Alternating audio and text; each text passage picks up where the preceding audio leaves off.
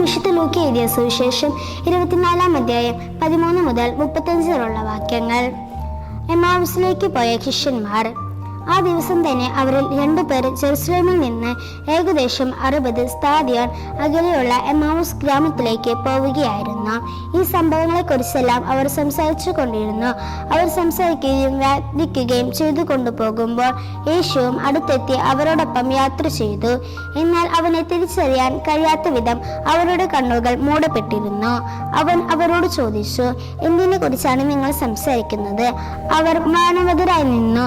അവരിൽ ക്ലയോപ്പാസ് എന്നു പേരായവൻ അവനോട് ചോദിച്ചു, ഈ ദിവസങ്ങളിൽ ജെറുസലേമിൽ നടന്ന സംഭവമൊന്നും അറിയാത്ത അപരിചിതനാണോ നീ? അവൻ ചോദിച്ചു, ഏതു കാര്യങ്ങൾ? അവർ പറഞ്ഞു, നസ്രാനായ യേശുവിനെ കുറിച്ച് തന്നെ.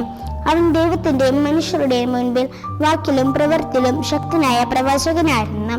ഞങ്ങളുടെ പുരോഹിത പ്രമുഖന്മാരും നേതാക്കളും അവന് മരണവിധിക്ക് ഏൽപ്പിച്ചു കൊടുക്കുകയും ക്രൂശിക്കുകയും ചെയ്തു. ഇസ്രായേലിനെ മോചിപ്പിക്കാനുള്ളവൻ ഇവനാണെന്ന് ഞങ്ങൾ പ്രതീക്ഷിച്ചിരുന്നു. ഇതൊക്കെ സംഭവിച്ചിട്ട് ഇത് 3-ാം ദിവസമാണ്. ഞങ്ങളുടെ കൂട്ടത്തിലുള്ള ചില സ്ത്രീകൾ ഞങ്ങളെ വിസ്മയിപ്പിച്ചു. ഇന്ന് രാവിലെ അവർ കല്ലറങ്കിലേക്ക് പോയിരുന്നു. അവന്റെ ശരീരം അവർ അവിടെ കണ്ടില്ല.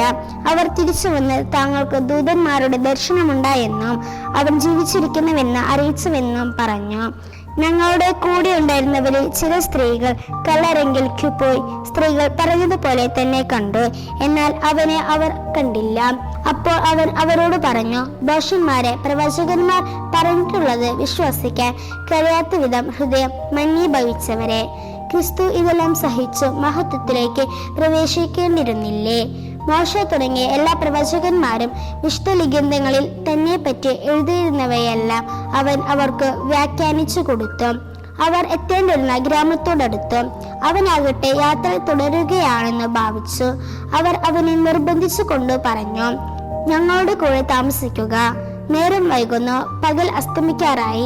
അവൻ അവരോട് കൂടെ താമസിക്കുവാൻ കയറി.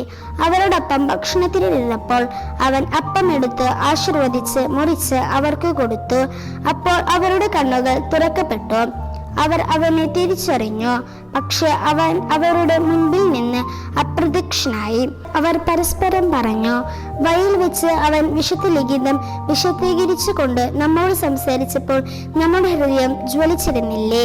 അവർ അപ്പോൾ തന്നെ എഴുന്നേൽക്ക് ജെറുസലേമിലേക്ക് തിരിച്ചുപോയി. അവിടെ കൂടിയിരുന്ന 11 പേരെയും അവരോടൊപ്പം ഉണ്ടായിരുന്നവരെയും കണ്ടു.